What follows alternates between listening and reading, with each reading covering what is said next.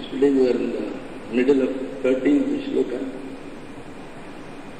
Nirmana moha jitasanga doshaha adhyatma nitya vinivruttakaha dvandaiva muktaha sukha dukkha samjihi gachantyam udhatpadamo yajantati. These are the people who will be able to reach that imperishable place, the abode of Paramacharya. That is the final state. That is the final state of consciousness. That is super consciousness. Mana includes the other thing also. He is not bothered. You honor him with a garland, he is happy. You dishonor him by putting some chappals on his head, he is equally happy. That is the way in which these things go. I have forgotten the name. There was a king of Kanchi who was he was perhaps the first Buddhist monk to go to China. He was the first Buddhist monk to go to China. And in those days China was divided into various kingdoms, small kingdoms. The kings were all almost like the dacoits, but there was one chap who was a nice fellow. So he had invited him to come to his territory. And the king, in order to welcome him, he had written a big welcome address. He had got it by heart, and he went along with his courtiers and ministers to some distance away from his town in order to welcome this great Buddhist monk. When he went, he saw a strange sight. The Buddhist monk was coming, keeping his two chappals on his head. He forgot all his welcome address on seeing this strange sight. A monk coming with two his sandals on his head, his chappals on his head. So first thing, without even welcoming, he asked, Swami, what is all this? Why are you keeping this? He says, look here, the kings are all dangerous. They are unreliable. Today they may garland me, you have come with a big garland. After another 5 days you may get angry with me and you may give me chappal. At that time I did not feel it, so I myself have kept the chappal so that I will be prepared for dishonor also. So, that is the thing.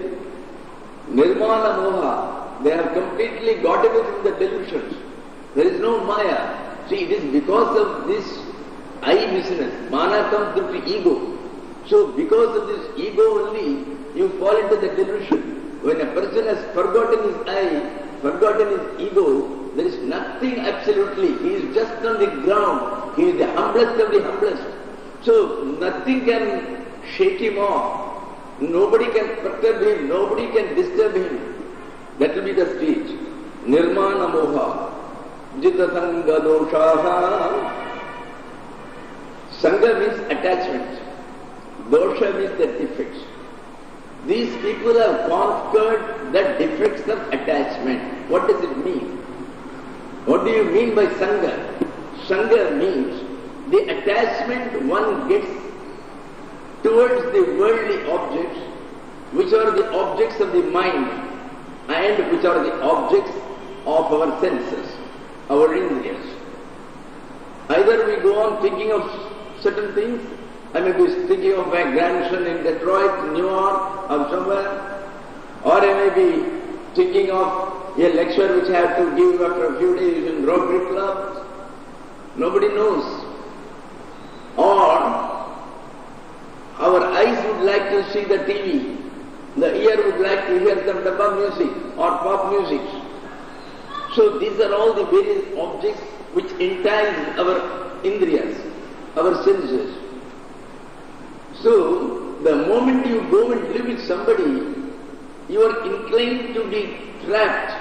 You are inclined to be mixed up or involved in their defects. Supposing I sit in the company of a person who is given to smoking a lot and who is given to going to races and all sorts of vices. Naturally, in a few days, he will so persuade me, I will also be imbibing all those traits. So these are the defects of seeking any company and then having attachment. The moment you get a friend, you get attached to him. When you get attached to him, when he calls you, come on, today let us go to races, you don't have the guts to tell him no, because of your attachment. So these are the defects of attachment and keeping company. Sangha has got both the meanings, company and attachment. Attachment comes when you keep company with objects. When the objects are with you, in due course you get attached. Today I purchase an air conditioner, I get attached. Tomorrow if there is even a small scratch, I am worried, hey, who has done it? Is it my younger son? And you don't allow anybody in this room. See, look here, how nicely I brought it yesterday. There was not a single blemish in it. See, that is how we get attached. We feel as if it is part of our body. See, if you see some of the house owners who are owning houses, even if there is the smallest thing, somebody has put a name, and they will shed not tears, they will shed blood when they see such things. Because of their identification with the walls of their own house, they think the house is their own very body.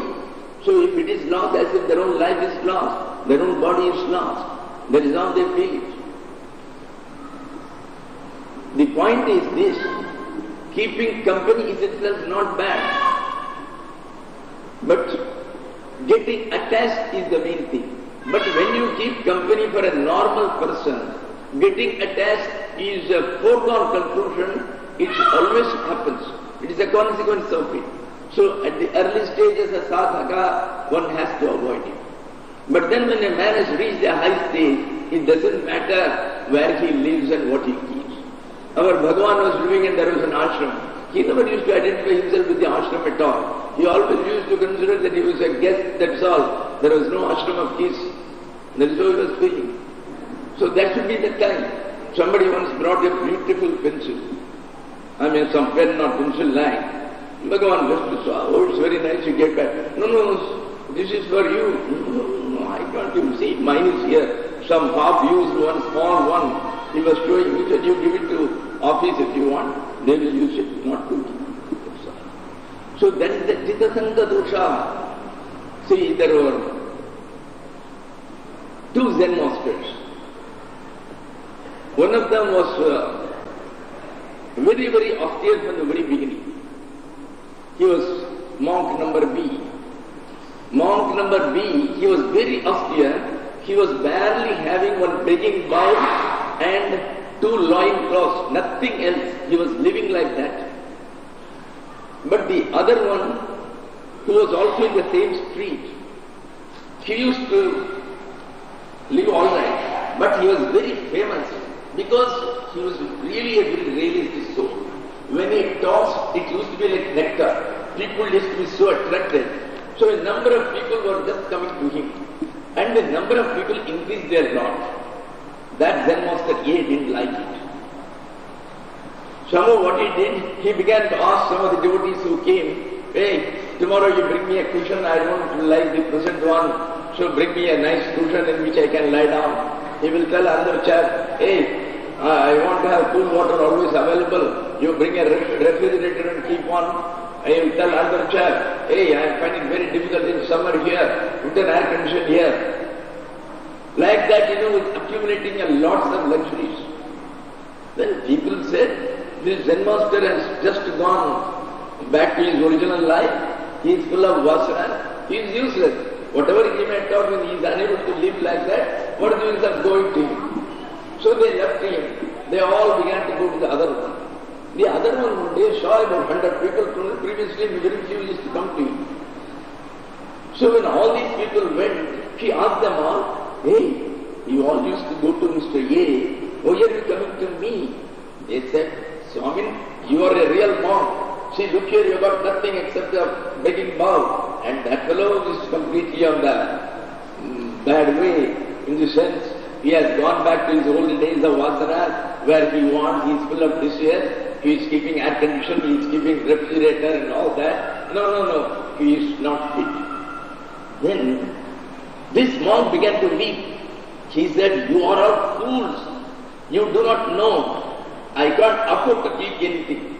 Because my mind is so immature, the moment I feel I will identify myself with it, I will get so fond of it, I won't be able to get rid of attachments. That is why I am not keeping anything with me. Because the moment I keep, I will get attached to it. So I am not fit to keep them. He is a realistic soul. He can keep thousands like that, but his mind is absolutely detached. He has got nothing to do. You go and try to break everything in his house, he will not be bothered you. So go back, don't come to this fool, he said. See, that is Jitasanga dosha. He told him that other one is Jitasanga dosha. The one who has got absolutely no attachment. So he can afford to keep anything. It doesn't matter. So the real idea is, keeping things is not bad. Keeping attachment is bad. You may keep a TV set, but when you identify yourself with it, oh, that is okay, and then if something goes wrong, you feel that as if your own part of your life is gone. Supposing somebody takes it away, you feel so much about it, you may feel depressed for a month about it. So, that is Jitasanga dosha. People who have conquered all the defects of the attachment. Adhyatma nitya. Nityam adhi atman. Adhi means on. Adhi vriksham means on the tree. Adhi atman means on the Atman. Always they are on the Atman. In other words, people who are contemplating on the Atman at all times, constantly, incessantly, continuously, always thinking, I am the Atman, I am the Atman, I am the Atman. So they are thinking on the Atman only. All their thoughts are concentrated on the Atman. They are called Adhyatma Nitya. People who know, I am going to be the Atman. So these are all the qualities of the Atman. I should cultivate all those qualities. I should be just like the Atman because I am the Atman. I don't know, some superimpositions have come. I have inculcated various other traits. Those traits have been removed. So persons who are constantly contemplating on the Atman, they are called Adhyatma Nitya. Then, Vinivritta Kamaha. Naturally, when all your mind for 24 hours is filled up only with Atman, Atman, Atman, Atman, where is the time for any other thing? There will be no desires. When your entire mind for 24 hours you are thinking, oh my Lord, I have to realize myself, I have to know who I am. So when it is 24 hours when you are at it, then automatically all the desires go away. Vinivritta Kamaha. How they go away? Here he says, he has not left. Vinivritta means where the desires have left him. So instead of his leaving the desires have left him. You know why? Supposing you are coming from Delhi to Madras to come to Tirunelveli. You slept in your train for about an hour. When you got up, you forgot who you are. Oh my God, my name, everything is escaping me. Where I was? Do I belong to Madras? Do I belong to Delhi? So you are worried about it.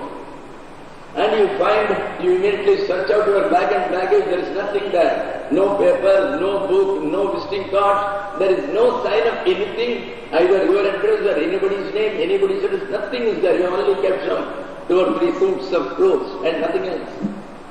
Now you get panicky. More than 3 hours gone and you are unable to remember. So at that time when you are worried about this, supposing the waiter from the canteen of the train, he brings some of the most delicious dishes which have been prepared piping hot. He brings them. Sir, would you like to eat it? Will you then sit down and eat it nicely? On the other hand, he says, get out, don't disturb me. I am not able to know who I am and I have no worry. Where will I go? Which place I will go? Where is my bank account? Am I married? Have I got children? Oh my Lord, what has happened to me? So automatically when your mind is extremely busy with knowing who you are and you know this is a life and death matter, if you cannot know who you are, you will not be able to survive. When you go to Madras, where will you go? You find your purse contains barely some 10 rupees. It doesn't have even a taxi fare. Where to go, whom to meet, for what purpose they have come. When you have forgotten the entire thing, who would like to have all the desires for food and all that? So all desires, they go away. When your mind is 100% involved in that Lord or that Supreme Being, automatically all desires will vanish, will just disappear. Vinimukta now, Dandvaye Vimukta Sukha Dukkha Samgyehi, they become freed. Vimuktaha means freed. They become freed from the pairs of opposites. Dvandva means, in our experience in life, there are pairs of opposites.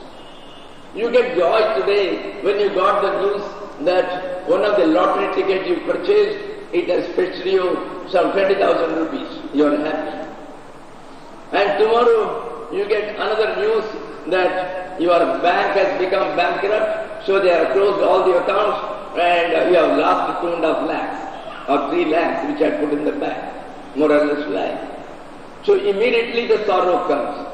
And joy and sorrow are twins. They are the opposites, but they are the twins. If one comes, one day or other the other will come. If you want joy, you can't avoid sorrow one day.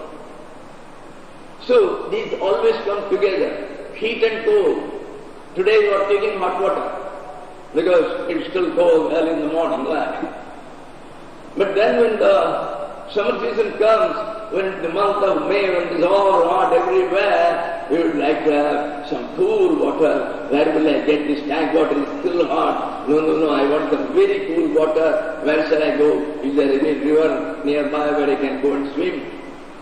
So, wherever there is heat, there will be cold. Wherever there is cold, there will be heat. So, heat and cold is again called a pair of opposites. And anything in the extreme you wouldn't like. You wouldn't like extreme hot things, you wouldn't like extremely cold things.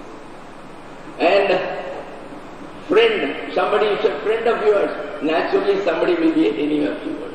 Friend and enemy, Mitra and Shatru, they are again another pair of opposites. In this life, all the experiences are such opposite twins. And when the one comes or when you desire for the one, a day will come when the other will automatically come. You can't avoid it. You cannot say that I want only heat, I won't like to have cold. Because the day will come, this summer, when you will say, no, I want cold water. So these are called as dvandvas. It is what they cause likes and dislikes. I like hot things, I don't like cold things. I like my friends, I don't like, I am absolutely hot. With my enemies, my blood boils whenever I see them. So, I like all joy, but whenever sorrow comes, I can't bear it. Somehow I want to avoid all grief and sorrows. I want to have only joy. It's impossible. Wherever there is joy, there will be sorrow. The opposite of joy is sorrow. But when you get moksha, what you get is neither joy nor sorrow. What you get is something different. It is several times different. Even though some people will call it intense joy, it is not intense joy, it is something different. That is why it is called by a term bliss. It has no opposite, it has no twins. It is by itself all alone. That is why it is a supreme bliss we call it. Sukha dukkha samgyehi. Samgyehi means named. There are various pairs of opposite pairs of experiences, like which are named as sukha and dukkha, joy and sorrow. Then you can add the other things, heat and cold, friend and foe. So all these things, these are called as dvandvas. Dvandva means pair, twins. So, dvandvaihi vimuktaha. He has got no question of any likes and dislikes. I like heat, I don't want cold. I like joys, I dislike sorrows. I like my friends, I dislike my enemies. No, there is no such polarized feelings. We call it polarized feelings. No, he doesn't have like that. So the one who is devoid of these twins, the twins of opposite twins, such experiences, who is liberated. Now a man who has done all these things, a man who is able to take anything, it doesn't matter to him, whatever people give, good thing he will take, bad thing he will take. His mind is there, nothing can affect him. in 1 second he can throw it off. Now if you give him gulab jamun, he will take 20 gulab jamuns. But then the time comes, he will leave it completely. There is no question. For days together he will take it. Or one day he will say, yes, give me poison, I will take 20 cups he might take. And then for years he may not come near it. They can do, because it doesn't affect them at all. They could get extinct. I don't know whether I have told you. See, there was a Swamiji called Vijnananda, whom Paul Brenton has seen. He has mentioned about him at Banaras. He was living a very austere life once. He used to sleep in the open, whether rain or summer, he never bothered, he was sleeping like that. And one day the king of Darbhanga came. The king of Darbhanga is in Bihar. He came there, he used to come for the hunting in the forest near about Banaras. There he saw this Swamiji always lying, whether there is rain or other things. What he used to do, so that he won't be on the ground, he will put 4 bricks there, 4 bricks on the head, 4 bricks in the middle, he will sleep over it, so that water will be flowing down below. And over him he will just put one plastic sheet, something which is available he will put. That's all. The water will be flowing, nothing else he had. The king was impressed with his austerity. Oh my Lord, he seems to be a very good ascetic. And I would like to have such Mahatmas with me. So several times after having seen him and come to him, one day he just requested him, Swamiji, why don't you come and grace my house, come to my palace and spend a few days, if you don't mind. The moment he said, yes, I'll come just now. He immediately took his bag, put these bricks, that's all. And he started. That was a bit slightly vexed, because he said he is a Mahatma. He just said, no, I don't come to king's houses, please excuse me. Then I will ask him again and again. Then at last he will relent. But this man is so ready, as if he is waiting for my invitation. Anyway, he takes him and goes to his house, goes there, in the palace. In the palace he had very nice treatment. He was given a separate room, morning breakfast, then lunch, then all the things, complete, all luxuries he was enjoying. One day the king was thinking, what sort of a Mahatma he is? He is eating a lot, he is eating very good breakfast, he is eating very good lunch, he is eating all snacks, whatever we do, he never says no to anything. What sort of the Swamiji he is? He is as good as me. I made a mistake. So one day he could tolerate it. Not only that, 3 months over, that Swamiji never told him, come on now I will go. What sort of thing? He can't go and tell him, Swamiji, now you go. So it became a big problem for him. So one day he went and asked Swamiji, please tell me, what is the difference between you and me? You are eating much more than I eat. And you are having all the enjoyment which I have. I have given you nice place to sleep and all that. You are having all the luxuries, I have given you an air-conditioned room. Swamiji said, see, there is no time to talk about it. We will discuss it tomorrow. It is now evening 5 o'clock. Come on, let us go for a walk. We will discuss it tomorrow. King just left along with him. They went for a walk. This Swamiji chose the way he was going by a forest route. And in 3 hours they walked. The king was extremely tired. Now another 3 hours they had to go back. The king asked him, Swamiji, where are you going? Let us go back home. This is in Bihar. Bihar is several thousands of kilometers away, 2 to 3,000 kilometers away. This Swamiji said, hey, let us walk to Tirunelveli. Walk to Tirunelveli from Bihar. Swamiji, what are you talking? I have not told anybody and I am coming with you and you expect me to walk. What is all this? He said, I have come, I am walking. No, I have not made any preparations, I have not told anybody. Then the Swamiji said, this is the difference between you and me. I could get out in 1 second. Well, you said that you can't. Well, this is exactly the difference. So, this is the main thing. Sundai Vimuktaha Sukadukka Sami. They don't have anything in this present and this unpleasant. They can take the pleasant as well as the unpleasant absolutely without winking their eye. So, such people, who are such people? Amudha. Amudha means those whose ignorance has gone. Ignorance means which ignorance? Ignorance of who they are. people who know who they are. Who am I? The people who know. So they are called Amudha. Mudha means the one who is ignorant.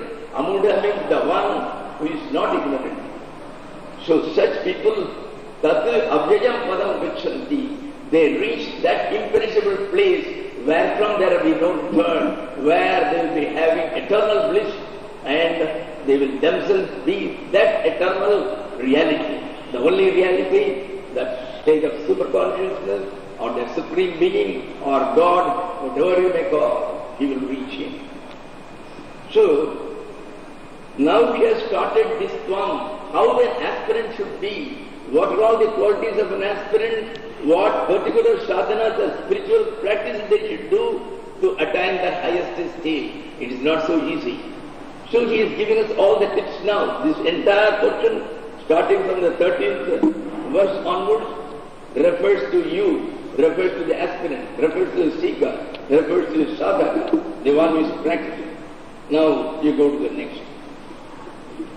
Yashatra vidhimutrajya vartate karma karnataha nasa siddhim abhapnoti nasukham na param gatim. Now, this is a warning. This is a warning to all the sadhaks, because unfortunately the world is full of modern masters, many of whom have never known what a scripture is. And many of them are all, you see, we have got some of the lingas, they are called Swayambhu linga. That is, they arose by themselves, nobody else formed them. So like that we have got Swayambhu masters who never had a guru, many of them, they have never studied anything. And they will say, well, I had this vision, I had that vision, I had vision of Aurobindo. Aurobindo came and told me, you will be my representative in this world, like that. And such people, just they have themselves studied from here and there, sometimes of pranayam, sometimes of yoga, or something they will add, so many such bijacharas and something to impress some people. They will say, this is a mantra, you have it. So, or they will teach you certain types of meditation. Here he gives the warning. The one who doesn't go by the standard traditional methods and practices, which have been well tested by time, which have well been tested by lakhs and lakhs of ascetics before us, and they have all proved that these are the methods which will take you to the goal. Apart from that, if you start following practices which are not traditional, which these people have formed out of their own brain waves, from the so-called inspirations from nobody, and if you follow, it can lead you to great calamities at the end. I know somebody, one Mr. Pirato, he used to come to Ramana, and he used to come to Vasishta Guha and all that from Italy. He met somebody who said, I am a Shishya of Satya Sai Baba. Satya Sai Baba claims he has no Shishya, no Shishya. And he used to go to him, he said, within a month I will raise your kundalini like that, you will have all the powers, you can change the copper into gold, or iron into gold. He was very much this thing, oh, this sort of powers I am going to get, then I will become a real Mahatma. So he spent a lot of money over him, about ₹1,00,000 or something, and then he found that fellow can't give him anything. He had some powers, but he couldn't give him anything as far as the spiritual line is concerned. So he left him and went away. From there he was writing letters to me. Swamiji, after coming here, I don't know, that fellow has got some astral powers. He comes to my friends' dreams and he tells them, this fellow has left me, ask him to come back, otherwise I will squeeze his life out. I got such powers. And he says that he was thinking, he is a man who used to meditate for 12 hours a day. He said, I can't now meditate even for half an hour. I find somebody is squeezing my arm, somebody is strangling my neck, all sorts of feelings. Well, you could say that these are all some illusions, but then to him they were so real life. This is what happened. So many have got caught. There is a Swamiji in Meerut now, in a private Ramakrishna ashram, his name is Swami Shantananda. He is all by himself, even though originally he was from Ramakrishna line. When he was a boy of 20, he went to some brahmachari and he learned all the types of various pranayams. See, nobody knows some of the things as to which pranayam can be done at what time, which are the combinations, when it should be done. Oh, these are all pranayams and you continue to do it and you think adhikasya adhikam phalam. If you do it for 3 hours, 4 hours, you will get more and you will get lost. This kumbhakas and meditation of breath and all that is done, it can cause you so much dangers. Physically, there will be no doctor on earth who will be able to cure you of it. That man got similar trouble. In both his ears, he used to get such a big sound as if 4 express trains were going in side-by-side tracks, 2 on this and 2 on this. You can imagine the sound he'll be having, the noise he'll be having. He couldn't sleep. Night and day he suffered for a length of time. At last he went to somebody at Mazhurnagar and all these different people. So, and as the other day I have told you an anecdote from Chandrakya, where 4 people who were meditating for 40 years, who were gurus on their own, who had thousands of disciples. They felt, well, we have not reached the Atman. They go to a king. The king asked them, oh, somebody was telling, I am meditating on the sky as if that's the Brahman. He said, it's a partial meditation. The sky alone is not the Brahman. It is only a part of the Lord, part of the Supreme Being. And if you had continued to do this partial meditation, finally you would have got calamitous results. Catastrophes would have come to you. You would not have been alive even today. So it is lucky that you came in time to me, he said. So there are ever so many dangers visiting that path. That is why it is better for people to go to traditional gurus. So leaving those people who like instant coffee and instant tea or instant food, who promise you instant moksha, well, you will get instant problems only. That's all. So one has to be very careful. That's what here you say. I am not saying the Lord himself says. Yes, Shastra vidhim usrijya. Usrijya means having abandoned. Shastra vidhi. Shastra vidhi means the injunctions of scriptures, the traditional ways, the traditional methods. The man who has ignored them, usrijya, having ignored, having abandoned. Shastra vidhi. Shastra means the scriptures which prescribe the various kinds of meditation to be done, the various paths in the spiritual practices. It is not one path. See, in the scriptures itself, we have got 1,000 paths. And why should you leave all the 1,000 paths and do something else? Because somebody says, you go on laughing, you will get into Atma. You will get that Nirvikalpa Samadhi. So, there is a group who have started meditation through laughing. I don't know whether this meditation through weeping, that also is there for us. Vartate Kamakarataha. Kamakarataha means as he likes, according to his own will and taste. A man who ignores whatever is the scriptures, but goes by himself, goes and takes any guru from anybody, whoever he thinks that interests him, because he has got a few malas and he has got a jata or other things, he has got a matted hair. So people who are befooled by such externalities, nata siddhim avapnoti. He will never get perfection. Siddhim. Siddhim means perfection, fitness for reaching the ultimate goal. Siddhi means fitness for reaching the ultimate goal or perfection. Siddha means the one who is the perfect soul. He is called a Siddha. So this fellow cannot get Siddhi. Siddhi, you can call it as success, you can call it as perfection. Here he means perfection. He will never reach that perfection which will befit him to reach the highest Supreme Being. He will never be able to reach it. Nata siddhim avapnoti. Not only that, na sukham, na paramagati. In this world, he will not get any happiness, na sukha. Because he may be beset with so many problems, psychic problems or physical problems, diseases, ailments, mental diseases, schizophrenia, God knows what all the things he may get tomorrow. It will be some time. See, because the Guru would have told and he would have gone away taking his dollars. And he will say that 20 years it will take before you get, and you are going to get realization. He will already give you a certificate also in anticipation. That 20 years later this man is certified that he will become a Jivan Mukta. There are people like that.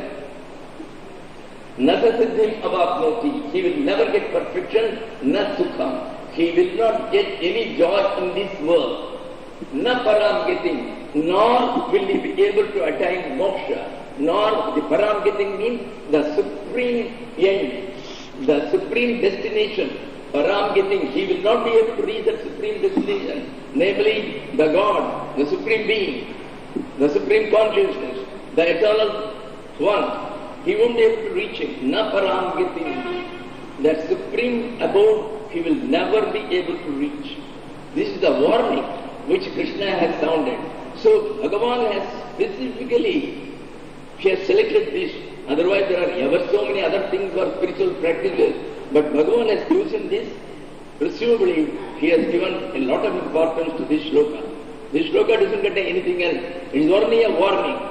Go to proper people, don't go to improper people who do not know anything of scriptures and who dabble in scriptures, who dabble in yogas and all that.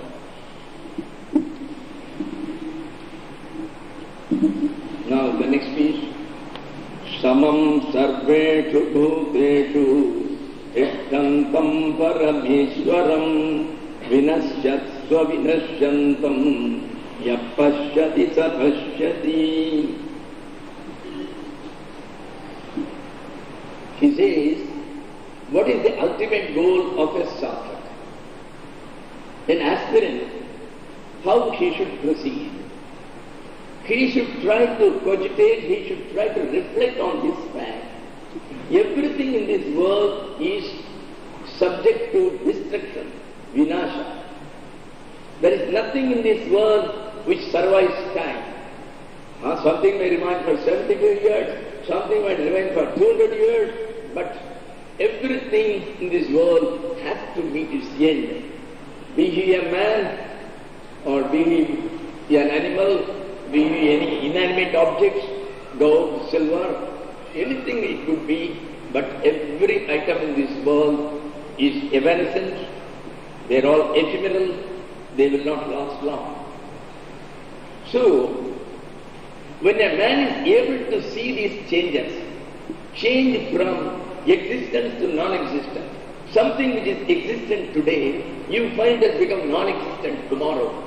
How can he perceive the change unless there is a background which never moves, which never utters destruction? As I told you, according to physics, if two trains are moving at the same time, with the same velocity, sitting in one, you will think, my train is not moving, because both the velocities are same. It is called relative velocity. So when will you know that your train is running? When your train stops, when the other train is running, then you will think, oh, my train is now moving. Then you will find the other train is left already. So any movement of any other object can be felt only when you are in a substratum which is unmoving. So find out that among the entire world, what would be the substratum, what would be that unmoving curtain, what would be that indestructible substratum on which the entire world's appearance come and go like a cinema on a curtain. What is that? This will be our duty, that is what one should see. And to attain it, we had to cultivate one important quality of the Supreme Being. What is the quality of the Supreme Being? That Supreme Being is in all the objects in the world. It is just like the electricity, the same electricity which occupies all the bulbs, whether it is 60 watt or 100 watt or 1000 watt, it is occupying. In the same way, this Supreme Being or the Supreme Consciousness is occupying everything from an ant up to an elephant. But it is equal towards all. It doesn't mean for an elephant he gives more of a super consciousness. and he gives less of a superconscious to the ant. The ant has got as much of the Supreme Being, as much of that Supreme Consciousness as an elephant has got. So he is equal, samam. And God doesn't have favorites and unfavorites. Everybody is equal to him. The Supreme Being, it deals equally with everybody.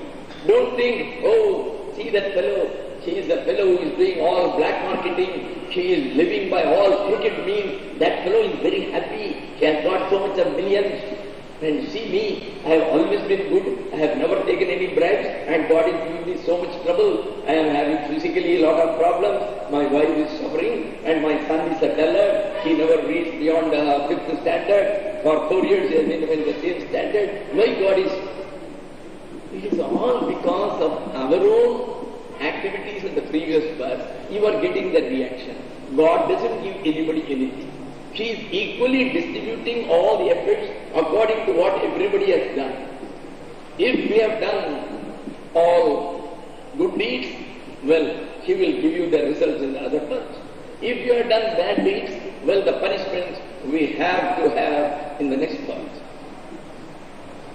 So, samam sarveshu bhuteshu tishtantam. Tishtantam Parameshwaram. Parameshwaram means that ultimate Lord, that Supreme Being, who is the Supreme Lord.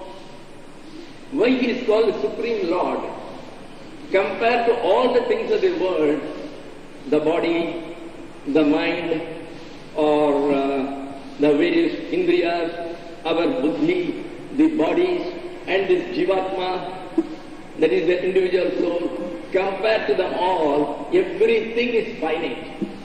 While the Supreme Being is the only infinite Supreme Consciousness, and as such, it is supreme, it is beyond all. So it is called the Parameshwaram, that is the Supreme Controller, the Supreme Being.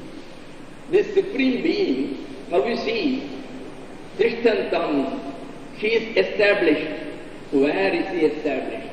Where is he? Has he got a separate house somewhere in a separate street? No. Sarveshu bhuteshu. In all the beings, whether it's a lizard, whether it's an ant, whether it's a serpent, whether it's an elephant, whether it's a man, whether it's a God, in everybody he is there. Sarveshu bhuteshu. How is he sitting there? Samam. With an equal attitude, without playing any favoritism towards anybody, with the same goodwill towards all. Samam sarveshu bhuteshu. In Bhagavad Gita, earlier itself, in several places, Bhagavan has told, Samatvam yoga uchyate. See, the main spiritual practice comes to you the day you are able to see everybody equally as the Brahman. Whether it is a serpent, whether it is an ant, whether it is a bug, whether it is a man, whether it is your foe, whether it is your friend, look upon everybody equally. That is very essential. You should not differentiate at all that he is somebody else, this is somebody else. You think that everybody is the Lord himself in his own form. Samam sarveshu bhuteshu tishtantam parameshwaram. So the Supreme Being, he is established in all the beings and he is having an equal vision towards all, an equal treatment. Then, what is the other quality? Vinashyatsu avinashyantam. Vinashyatsu means while everything is being subject to destruction, when all the objects in this phenomenal world, in this mundane world, when all of them you find that every day something is disappearing, disintegrating, decaying, declining. So, when everything declines, decays and finally attains destruction, he is the only one who is imperishable, who is indestructible, avinashyantam. Vinashyantam means the one who is subject to destruction. Avinashyantam means the one who is indestructible. Nothing can destroy. He is always there, the perennial, the eternal Supreme Being. So, vinashyatsu avinashyantam. This, we should develop this sort of vision. Instead of saying, this is Mr. David, this is Mr. Johnson, Johnson is my friend, David is my grandson, and this is somebody else, this is a neighbor whom I do not like. Don't see like that. See everybody with an equal vision. See that everybody is that same Supreme Being. The day you develop that vision, now only you will begin to see. Till that time you are blind. Till the time, even though you may have eyes to see, but we are not seeing at all. So long as you are seeing one David, one Johnson, your friend, your foe, a good thing, a bad thing, something you like, something you don't like, so long as you see things with an unequal vision, you are not seeing at all, you are blind. So a man who sees this, yaha pasyati, the one who is able to see this Lord, who is indestructible and who is living in all the beings which are subject to destruction, find him out and treat all the beings equally. A man who gets this vision of equality, he is the one who really sees. Yah pasyati sa pasyati. The one who sees this, he is the one who really sees. The others, even though they think they have got the eyes and they are seeing, they are not. They are all blind. This is what is said.